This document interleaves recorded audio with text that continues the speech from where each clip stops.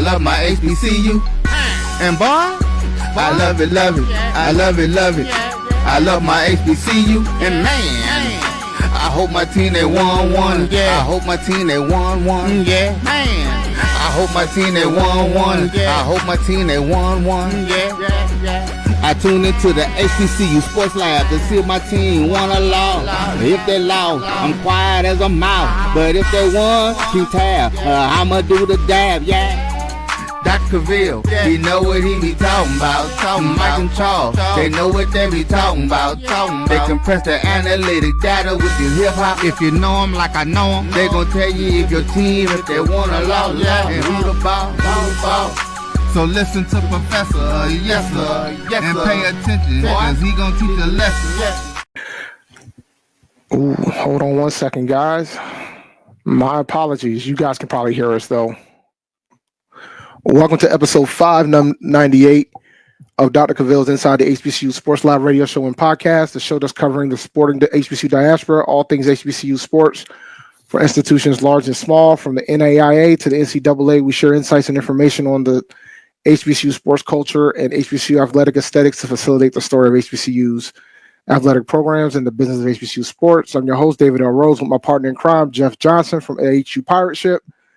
We are filming live from our home studios and sending a signal live to our KCOH 1230 AM studios with the Texas Radio Hall of Famer, Ralph Cooper, the beautiful home of Texas Southern University from Houston, Texas. Mr. Johnson, how you doing, sir? Oh, man. I'm here, bro. Hey, you sound like me. I'm living.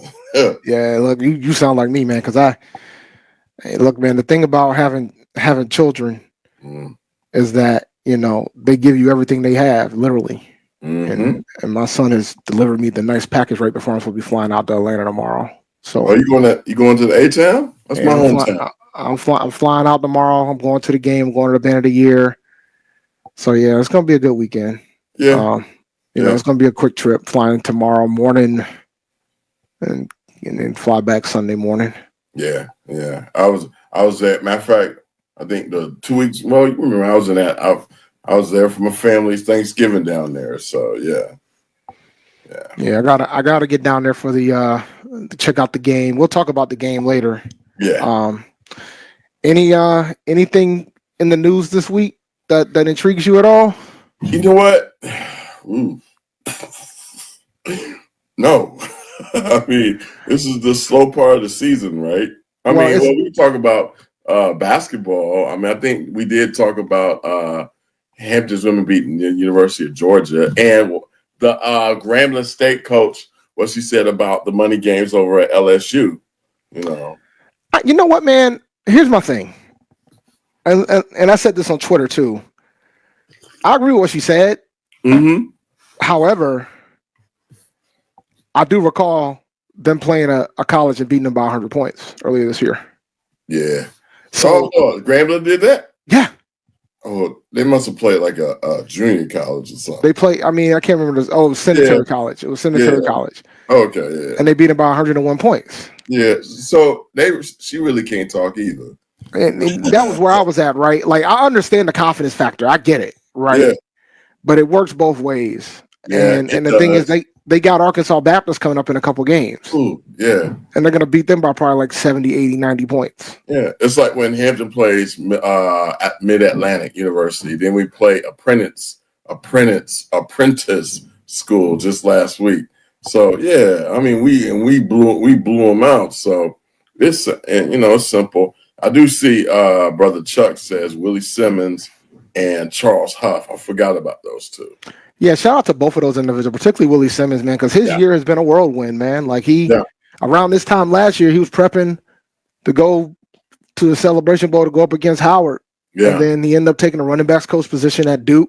Yeah. And now he's the head football coach at Florida International University. So shout out to him. Like he figured out his path. He got there in such a fast fashion, to say the least. Even if you would have stayed at FAMU, I don't even think a higher caliber FCS program wasn't going to pluck him out of there. So he had to go.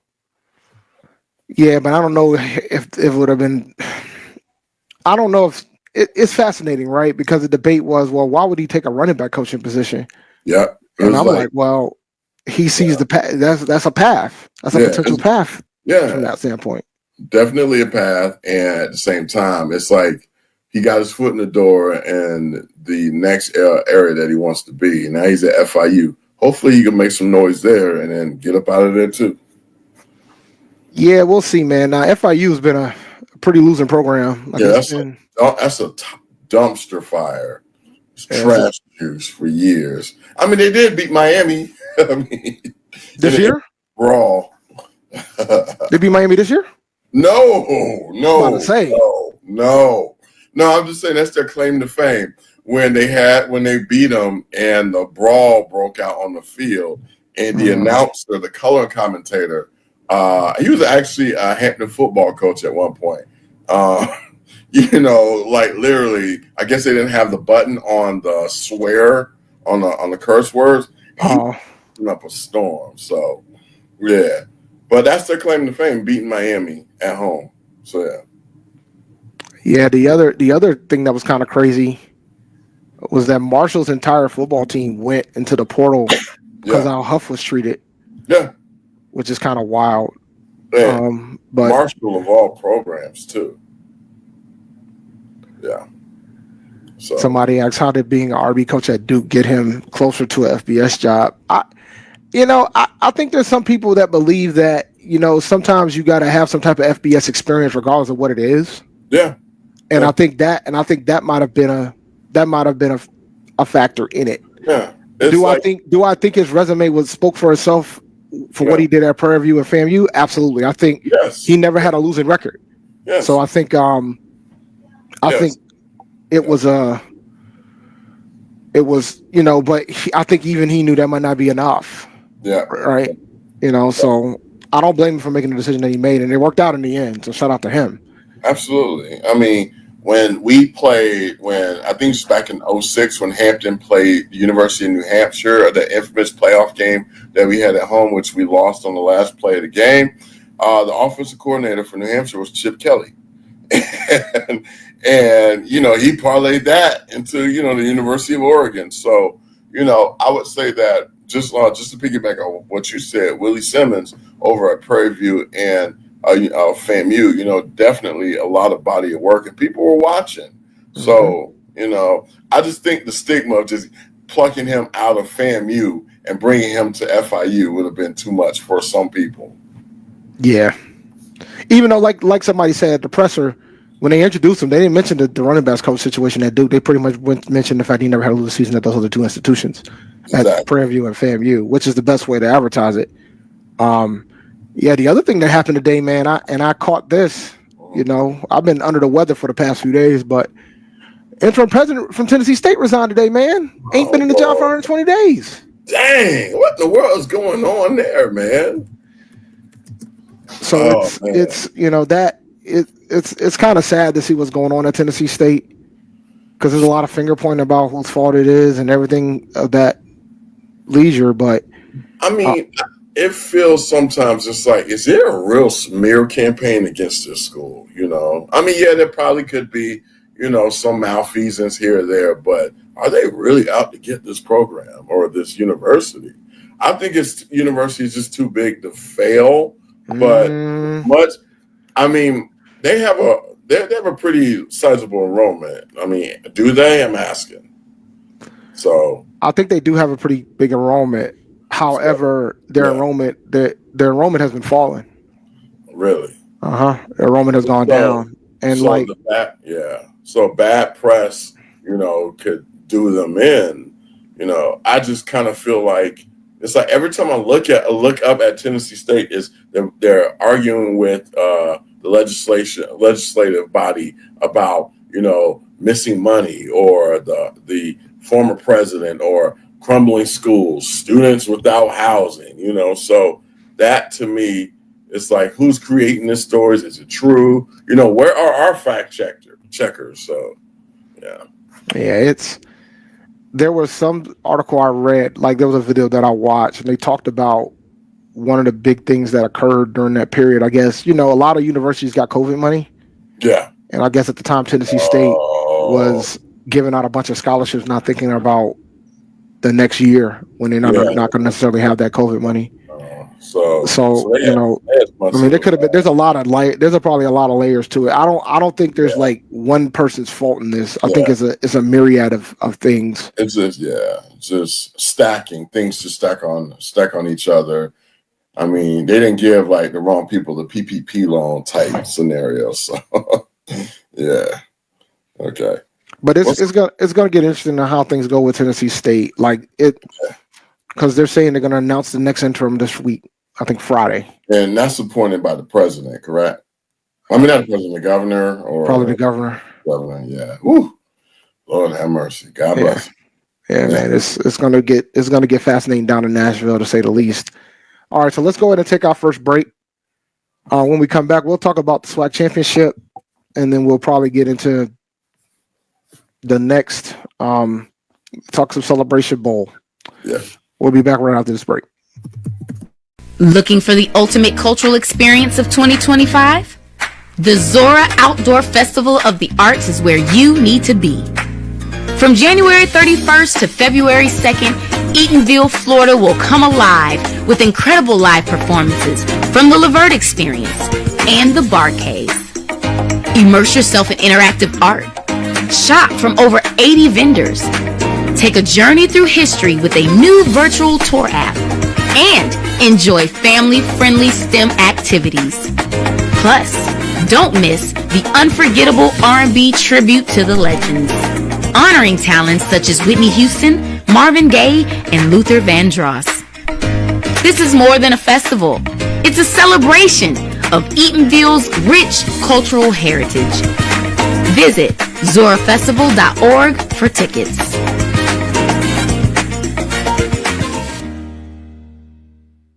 HBCU football fans, this year's Cricket Celebration Bowl has a new date. A champion will rise at Mercedes-Benz Stadium on December 14th as the MEAC and SWAC champions meet once again. Join us in Atlanta for championship football, interactive fan experiences, and iconic marching bands. It's an HBCU family reunion that you don't want to miss. See who will be crowned the next HBCU national champion. For event and ticket information, visit the Celebration Bowl.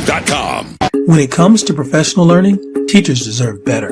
From the leader in online learning, Stride brings you the Stride Professional Development Center, an on-demand library of mobile-friendly courses that gives teachers choice and flexibility, allowing them to learn anytime and anywhere. Our dynamic courses provide bite-sized learning and help educators advance their knowledge while also gaining professional development hours. It's time you take charge of your learning. Visit us today to get started. Compress the analytic data with your hip-hop. If you know them like I know them, they gon' tell you if your team, if they want a law, and who the ball. So listen to Professor, yes sir, and pay attention, cause he gon' teach a lesson. Welcome back to episode 598 of Inside the HBCU Sports Lab. So yeah, man, we had a SWAC championship game over the weekend. Did you watch any of the game at all, Jeff? Absolutely not. Why you didn't watch the game, man? Okay, so all right, so oh no, right, you got to get in trouble. They're gonna come at your neck, man. Hold on. No. Let me keep it real. I mean, I'm a MEAC dude. I love SWAC football, but I watched the full Bayou Classic of Southern and Grambling, and I looked at Southern. And I said, "There's no way they're gonna beat Jackson State. Absolutely no way they're gonna beat Jackson State." It was a way like. I knew that Jackson State was going to roll over them. So it was just like, I watched the highlights, and that's all I watched. I'll be honest. Yeah. I think Southern had a pretty good game plan going into the first half. Yeah. But then when Morgan got hurt and Zion McDonald came in there and just went down the field, I knew then. I'm like, if they score in the first drive coming into the next half, it's over. Yeah. And that was it. Yeah. Because then when they tied the game at the half, going into halftime, and then knowing that Jackson State had the ball back, it was pretty much all Jackson State at that point. I mean, Jackson State outscored Southern 31-3 in the second half. I am a little bit concerned about Zion McDonald in the passing game. I mean, 6 for 11, he's more, 8 rushes for 100 yards. So, it's like, is he like, he kind of gives me. I mean, he's a valuable runner, but passing, I just do not see the progression there. So I'm just more concerned about that, leading into South Carolina State's game to the Celebration Bowl. Yeah, the thing about JSU, they've been pretty dominant throughout the SWAC. They pretty much went undefeated in the conference. I think the only loss they had with a SWAC school was against Grambling, but it did not count because it was a non-conference game. Yeah. But overall, they've been pretty ever since that Grambling loss. They've been pretty dominant within that conference. Yeah. So Now it's gonna be fascinating to see how that goes up against South Carolina State. Yeah. And TC and Chennis, like I'm gonna be honest, I wasn't a big believer in TC. I just thought that, he was just a guy, but I mean, he pretty much steamrolled the SWAC this year. So, it's like definitely hats off to him. Considering the turnover that team had last year, and they still was able to bolt out 7 games in that league, says a lot, right? So they were ready to go this upcoming season, and they pretty much dominated the conference. So shout out to them. They dominated the conference, but was this a down year for the SWAC? What do you think? I think it was. Yeah, because but however, this year it was a reminder of where they probably should have the top 2 teams playing the championship game, not the East and the West. True. Because you could argue there were probably 3 teams in the East better than the team in the West. Oh, absolutely. The top team in the West. Absolutely. Yeah, but but you can't. I mean, if it's based on geography, there's nothing they could do. So, they could easily fix this. You think so? Yeah, they can fix this. I think they could do it if they wanted to. I mean, you got 6 teams in each division. You get 5 conference games within that, and you got 3 outside. Yeah, you don't play everybody, but you get a decent chunk. Yeah. So if they wanted to really fix this and take care of it, they could. I mean, of course, you're going to always have some schedule imbalance, but that's just part of the deal. You're going to have that, but you'll see it through in the SWAC championship game. Yeah. You'll see it through. Like if you had somebody that had a soft. Dr. Cavill, valid point here. Wow. What? The top 2 teams would still be Jackson State and Southern, because that is true. Southern was 7-1 in the conference. Yeah. So I mean, Southern. We would have gotten this matchup anyway. Yeah, absolutely. Definitely. Probably because the East is gonna beat themselves up. Exactly. Yeah.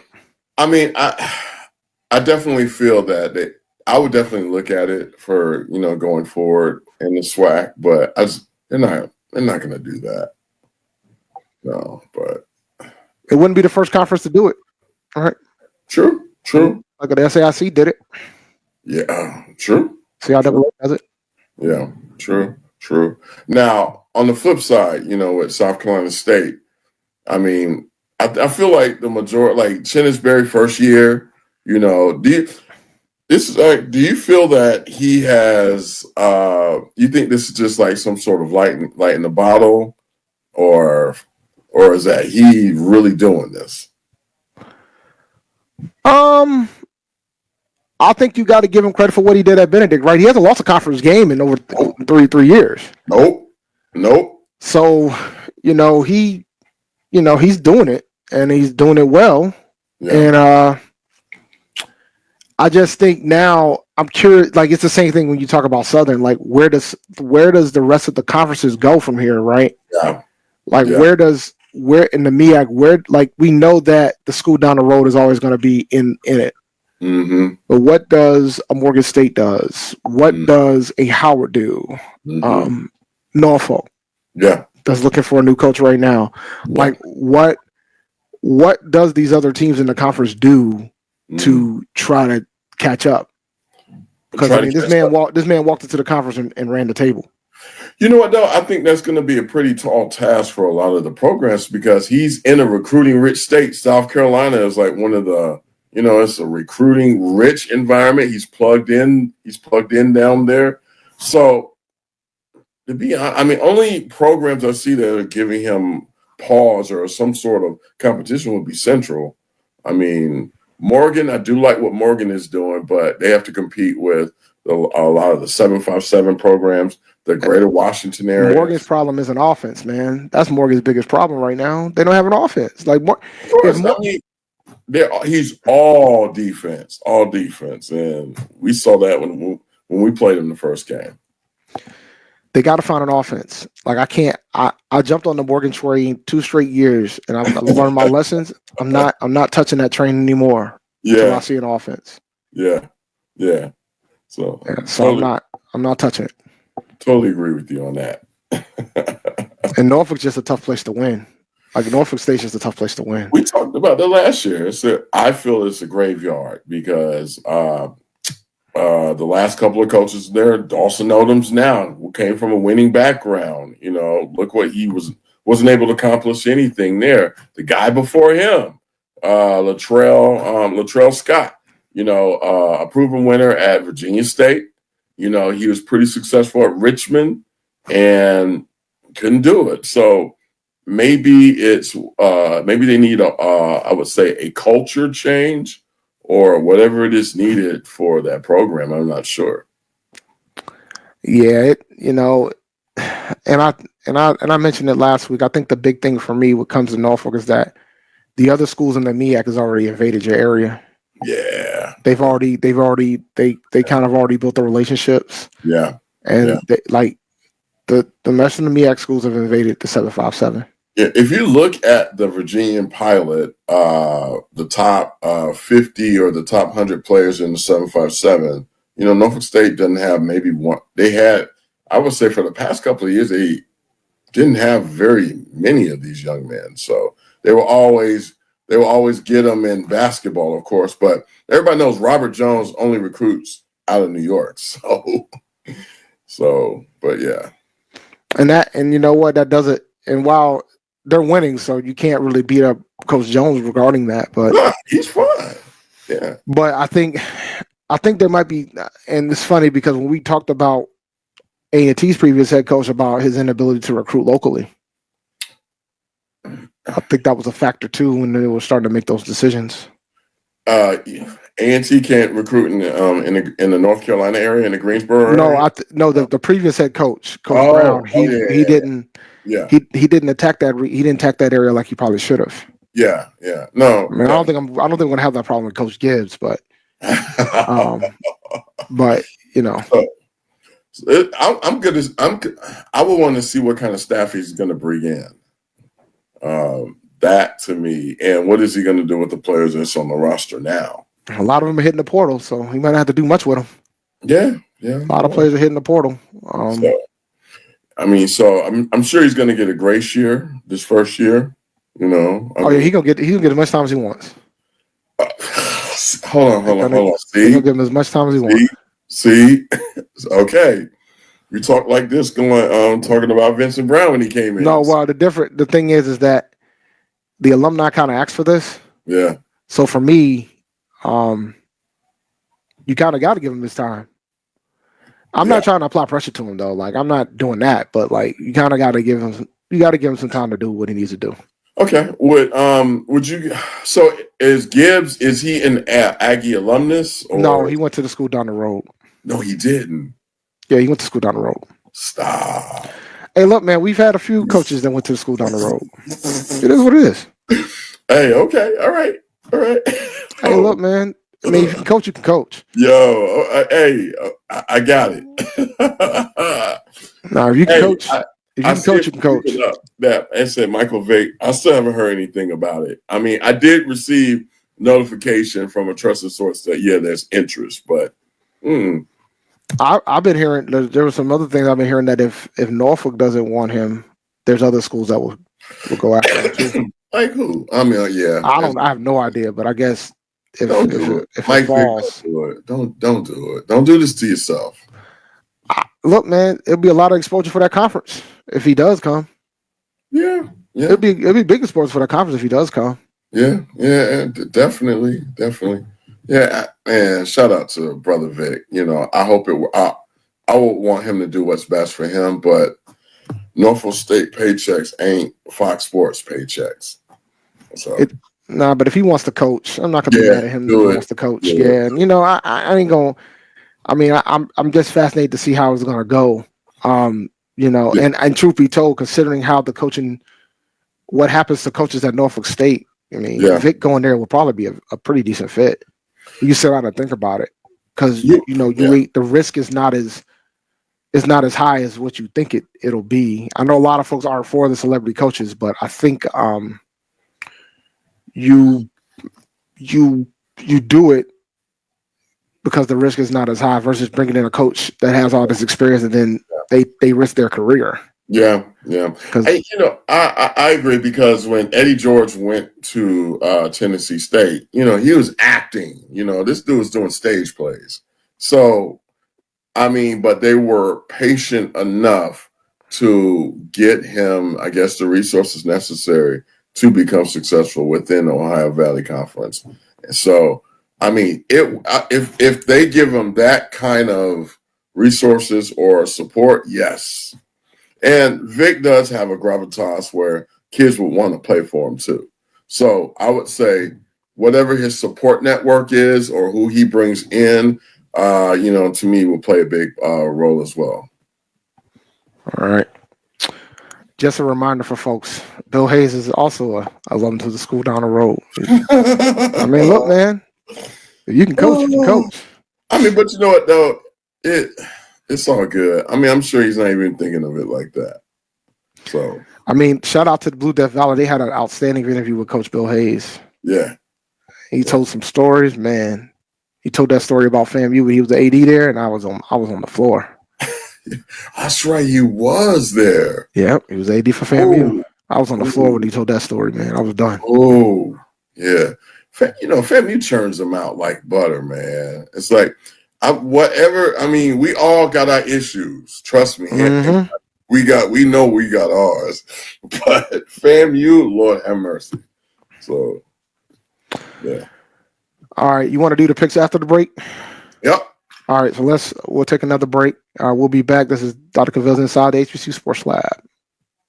HBCU football fans, a champion will rise at Mercedes-Benz Stadium on December 14th. MEAC champions, SWAC champions, the Cricket Celebration Bowl, crowning an HBCU national champion. For event and ticket information, visit thecelebrationbowl.com. This is Brian Fulford. AD Drew and I are co-hosts of the BCSN Sports Wrap. We talk about all things related to HBCU athletics. From the games, teams, coaches, and fan interest stories, we cover it all. You can find our shows on Facebook at BCSN Sports Wrap, YouTube at MyJBN Online, and everywhere you listen to podcasts like Anchor, Spotify, Google, and Apple Podcasts. You can also find the show on the Jericho Broadcast Network's app.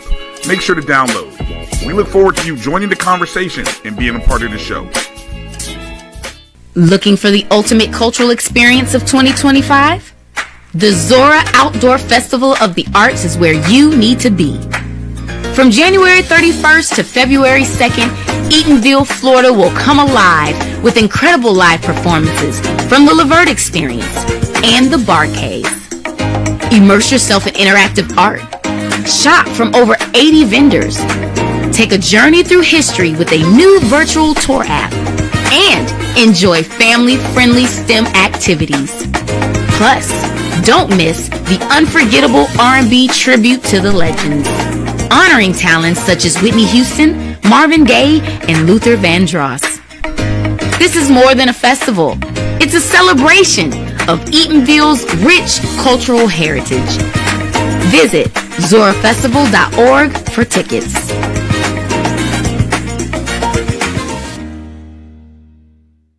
ESPN Band of the Year returns to Atlanta on December 13th. 4 marching bands will qualify for the big stage, where 2 national champions will be crowned. Follow us on social media for rankings updates throughout the season. And join us at Mercedes-Benz Stadium on December 13th. For event and ticket information, visit bandoftheyear.com. Compress the analytic data with your hip-hop. If you know them like I know them, they gon' tell you if your team, if they wanna lose, and who the ball.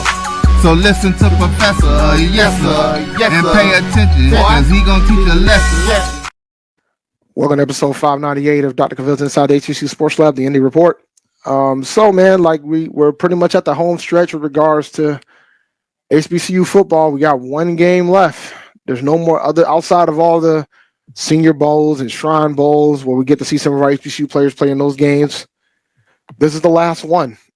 We got South Carolina State, and we got who represents the MEAC, went 5-0 in their conference. And we also have Jackson State University, who also went undefeated 8-0. Well, not enough if you count the SWAC championship game in their conference. So what are your thoughts on this game? Where do you think this game's going to be won by either side of the field? Give me a breakdown of what you're thinking about this game. So first, I want to know what is the status of Morgan.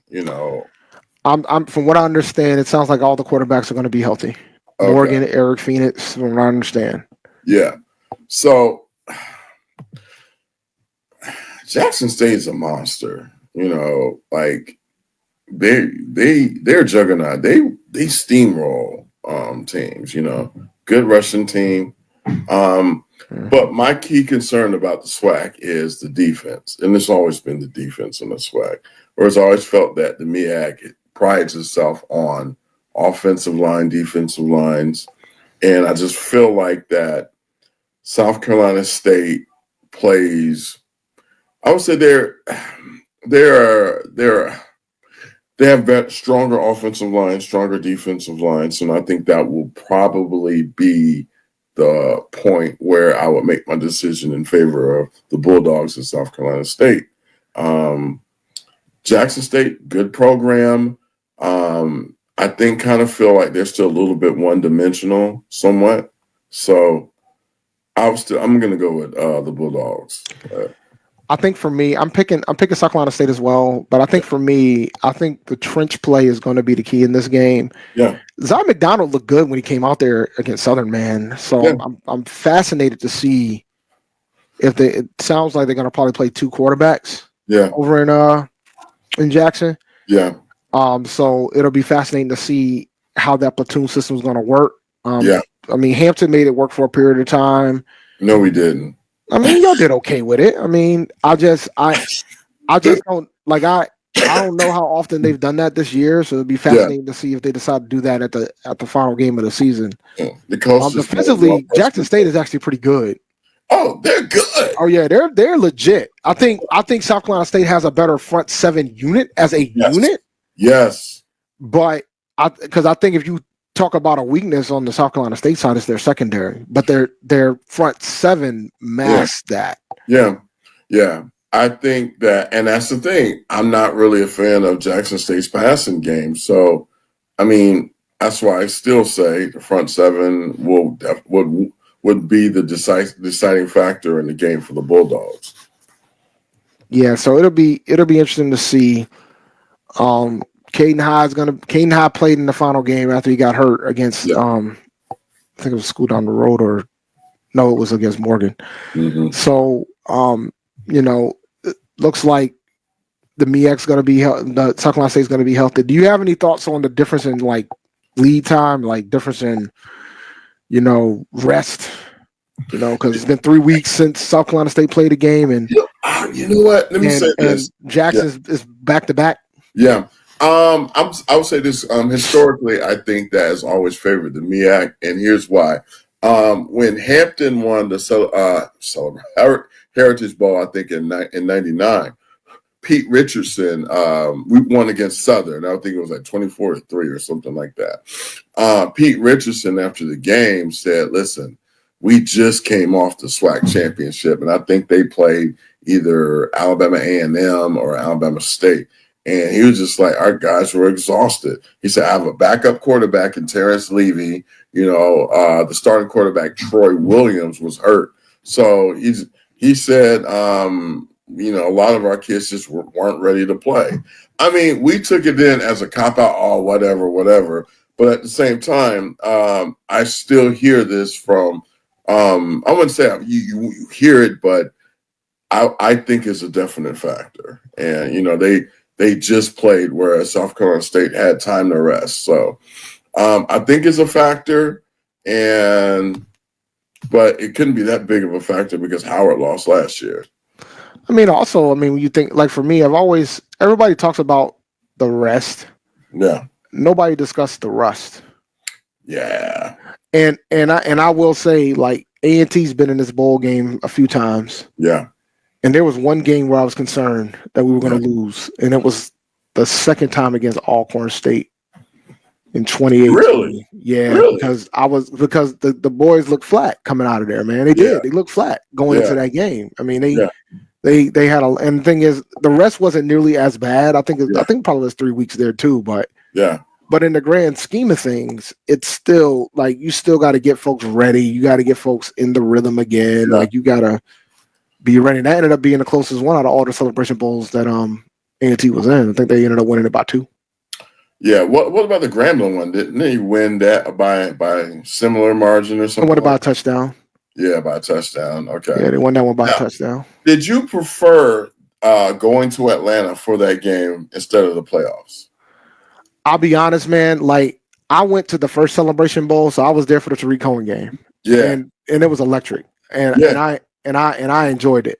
Yeah. I prefer the bowl. I prefer going to the Celebration Bowl. Yeah. Only because of the environment. Yeah. But at the same time, I get it. Like, I think folks I don't think folks discuss how dominant A&T was during that period. I mean, they went to 4 out of 5. Ooh.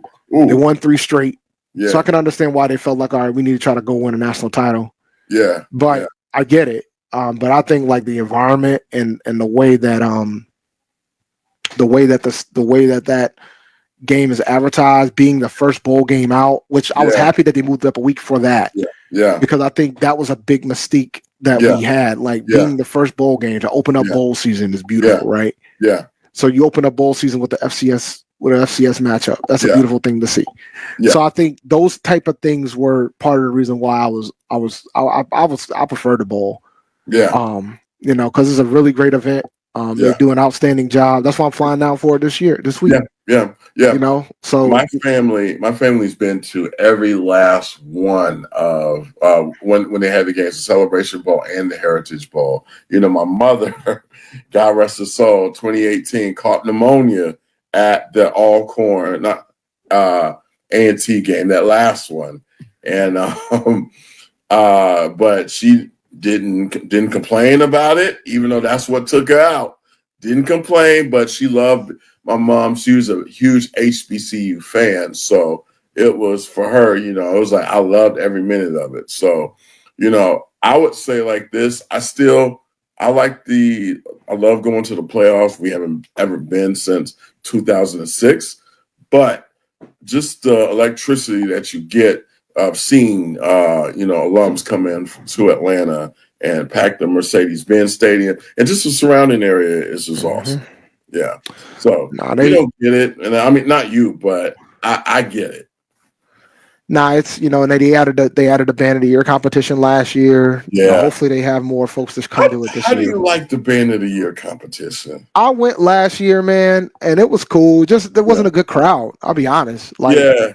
And I think a lot of folks, there's a lot of things going on regarding it. But we're gonna see how it goes this year. I like that just to kind of stay out of the corporate hands, but I get it. If they need money, do it. But the payout's larger than any other payout from any event that they do. Yeah. So I think they got $100K last year. Yeah. I mean, I'm sure it does a lot for band programs, but so it's an recruiting event for them. Yeah. This year they're doing the high school one too. So they're doing high school, they do Division 1 and they do Division 2. Yeah. Okay. Makes sense. I mean, I think it's good. John Grant believes it's gonna be as big as the Celebration Bowl. I just think they're gonna have to do some tweaking to get there. Yeah. And I see what Merlin says, it's ours and it is ours, but it's nice. I'm not complaining. It's ours. It is ours. Means ESPN event owns it, right? Oh yeah. So hold on, who's it? Was it cricket last year? It's cricket this year too. Cricket this year. All right. So all right. It's cricket this year as well. Yeah. So No, but no, I definitely think South Carolina State will probably be their what you said. Their front seven will be the deciding factor. I think they'll probably just kind of grind it out. Probably a run game. They love to play action passing game. They're not really a down the field type of game. I won't call them a dink and dunker, but they do some funny things there. So I think that the SWAC style with Jackson State, fast, get on the edge, run downhill, it'll work. It'll probably open up in the second half, but I feel that South Carolina State would have more of a lead probably going into the half, hopefully. So the thing about TC Taylor, he's a Jackson State alum. Yeah. He got his coaching chops from the MEAC. Yeah, they all do. Yeah. And so the thing about him is that he knows you gotta build these teams inside out. Yeah. So, and I think Jackson State did a phenomenal job with that. So it's going to be fascinating to see how this game goes, man. Like I'm looking forward to being in the building for it. Looking forward to see how this game goes. Yeah. What do you think the crowd is going to be like? I mean, Jackson State travels. So I think we're gonna probably put at least, I would say 35K. 35? Yeah. Okay. All right. Hold on. Not sitting down, but walking around 35. Now, I think they'll probably hit. I could pull up the attendance numbers for the last couple games, but let me see. Because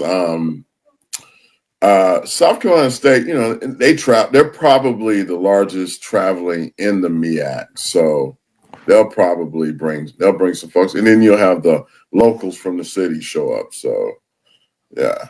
So last year, where's it at? Last year there was 41,000 at the game. 41,108. Well, that was FAMU and Howard. FAMU and Howard. Vice President. The year before that, when it was Jackson and the school down the road, 49,670. Stop. That has to be leading a lot of these bowl games. We got Jackson and South Carolina State, 48,653. Sheesh. That was the last one with Dion. Yeah, let me see. A&T and Alcorn was 32,968. Right. That one was pretty low, but the thing is, man, A&T's been there every year. We had Alcorn back to back. Yeah. 31,672. It's funny. I remember people were tired of seeing Alcorn too, So, yeah. Yeah, so A&T's attendance, they weren't as high as once Dion showed up on the scene. 25,873. Now the question is, if a team like Morgan or Delaware State show up, are we in trouble? We got to be real. If Delaware State get there, are we in trouble? No, I mean, it depends on what the SWAC team gets there. Like if it's Jackson, no, it'll be fine. All right. I mean, we'll I might have undershot. I think I'm with AD. I said 35. Nah, it's probably gonna be around this. All right, 43, 45. At least 40K. All right, I can see that. So I mean, it should be good. I was told that the tickets were running, since Jackson State won the game, the tickets were going pretty quick too. Yeah. Do you think Jackson State now is more of a draw than Southern or Grambling out of the SWAC? I mean, well, you can add FAMU in too. Jackson State they've left SCS independent over the last couple of years, right? What is it about Jackson State that is they're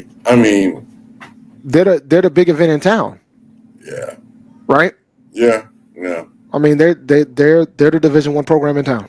Yeah. It's as simple as that, really. Yeah.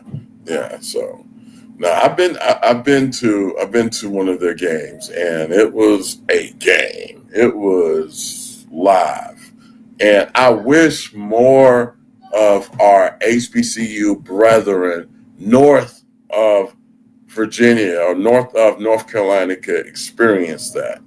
And, because I just feel that what Jackson brings, or what a lot of these our HBCU brethren, I would say, below North Carolina, or below Virginia, what they have, as compared to what we see up north, is what they need, honestly. All right, Mr. King has made an appearance. So we're going to take our last break. When we come back, we're going to get Brandon King in here and get his thoughts on the game, and then we're going to close out the show. Yeah. So we shall return. We'll be right back. Yeah, I did say that. Yeah. HBCU football fans, this year's Cricket Celebration Bowl has a new date. A champion will rise at Mercedes-Benz Stadium on December 14th as the MEAC and SWAC champions meet once again. Join us in Atlanta for championship football, interactive fan experiences, and iconic marching bands. It's an HBCU family reunion that you don't want to miss. See who will be crowned the next HBCU national champion. For event and ticket information, visit the Celebration Bowl. Looking for the ultimate cultural experience of 2025? The Zora Outdoor Festival of the Arts is where you need to be. From January 31st to February 2nd, Eatonville, Florida will come alive with incredible live performances from the Levert Experience and the Bar Cave. Immerse yourself in interactive art. Shop from over 80 vendors. Take a journey through history with a new virtual tour app. And enjoy family-friendly STEM activities. Plus, don't miss the unforgettable R&B tribute to the legends, honoring talents such as Whitney Houston, Marvin Gaye, and Luther Vandross. This is more than a festival. It's a celebration of Eatonville's rich cultural heritage. Visit zorafestival.org for tickets.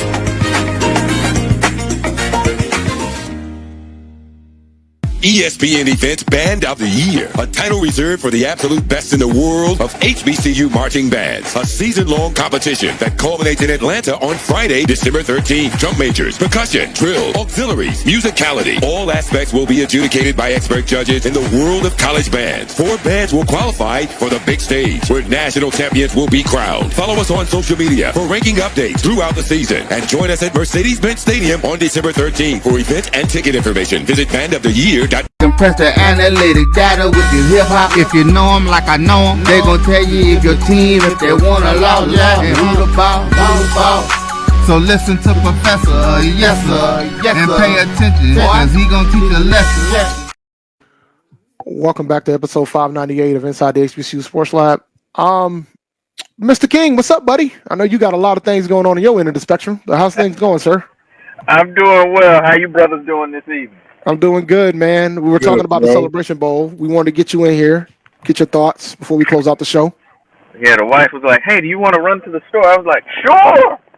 Yo. I said, "I'm gonna slide on. I'm gonna make slide on the show in real quick." But yeah, obviously it's a really great matchup. It's an intriguing matchup because you've got, I'd say, two of the 3 best teams in all of HBCU football. And I've really been kind of mulling this over since the announcement, and it's really a pick'em. I think, for me, you look at, obviously, Jackson State, you know, you've got the number 1 ranked offense and defense in the Southwestern Athletic Conference, and you look at what South Carolina State has done, their defense is playing lights out, and what Eric Phoenix and that offense is brought to the table. So it's a really intriguing matchup. But my question is this, and I hadn't heard anything, is Jacobian Morgan playing? Has there been any updates? That's what I've been hearing. I've been hearing that the quarterbacks are going to be available. So you know, it's man, to me, it's really a toss-up. Woo! Jackson State are 2.5-point favorites based on the line. They're 2.5-point favorites against South Carolina State for the game, which is typical. The SWAC teams tend to be the favorite. And then they play the game, and we see how it plays itself out. Man. Well, Howard covered. Howard did cover. I think Howard was like 10-point underdogs, if I remember correctly. They didn't give Howard a chance a day in that game, so they covered the spread. Could we almost count that as a MEAC game? I mean, I had the jokes. Folks got mad, man, but I definitely had the jokes. The irony, it took a MEAC team to save the sweat. You know how they get up in arms over that. It's funny because a lot of them, like, you know, typically you have like conference alliance, and it's funny because during that time period, a lot of folks was not rooting for FAMU to win that game, which was kind of wild within the SWAC. But That is so Bush League. No, I mean, there are a lot of folks who root for him too. But I think Jackson. I think a lot of folks are going to root for Jackson to win this game. I mean, I think, like I said, they are the favorites for this game, so it should be interesting to see how that goes. Do you think the SWAC need one, don't you think? I mean, so the MEAC is 6-2, 6-2 in the celebration. All right, so Grambling won one. Who's the other? FAMU. Oh, that's it. You don't count. So no, they count. They were in the SWAC. They couldn't get there when they were in the MEAC. So they were in the SWAC. Team would have won. Strong offensive line. They couldn't get to the game when they were in the MEAC, so they were in the SWAC. And they got there. That was because of malfeasance and negligence, but they took care of it now. So. Yeah, they're covered now.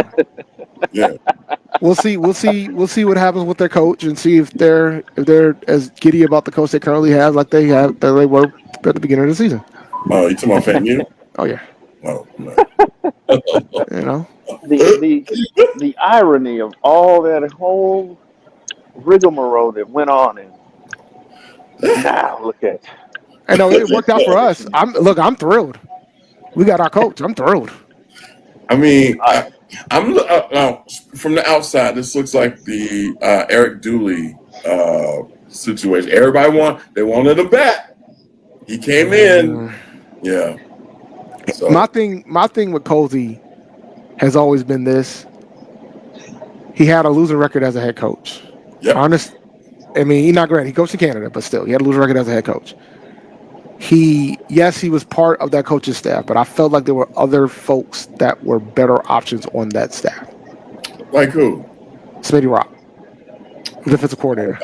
Yeah. I thought he should have gotten the job, but it is what it is, right? The school makes their own decisions regarding that. I mean, when you didn't want to go with Sean Gibbs, I think you should have probably rolled with Smitty Rock, but I think you would have probably kept more players on that team. You would have had the exodus in the portal. Yeah, I just think that it's interesting because now after the Valley loss, some folks were like ready to get him out the paint. I'm like, oh no, you gotta stay with this guy. What are you back for? Yeah. I mean, they was ready to ride in the streets to get him in there. Mm-hmm. You make your bed, and you gotta lay in it. Gotta lay in it. Well, FAMU they've always had this type of issue. So, I mean, it is a comedy. No, it's fun. It's fun to watch. Definitely fun to watch. And the thing is, like Jackson State fan, you don't want to accept themselves as rivals, but someday they will. Well, they don't want to accept themselves as rivals. What is that? There's a whole debate about whether or not they're rivals. And I was like, you guys go each other's neck probably more than any other school.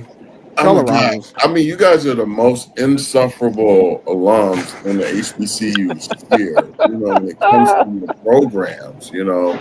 I mean. Let me put it to you this way. When FAMU came to play us at Armstrong Stadium, this is years ago, and the coaches were coming back from halftime. They had to go through the press box to get to the coaches box.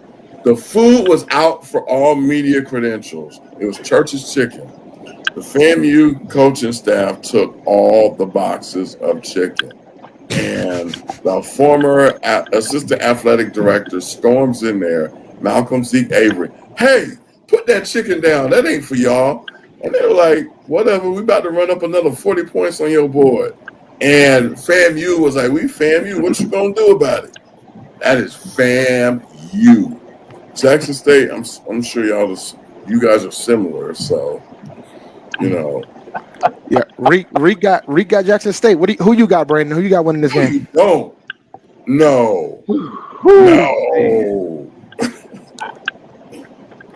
Look, man, they're 2.5-point favorites. I mean, they can't pass the ball. They can't throw. I'm going South Carolina State. Thank you. I'm doing it. Offensive line and defensive lines win. Speed has been proven it does not work. All right.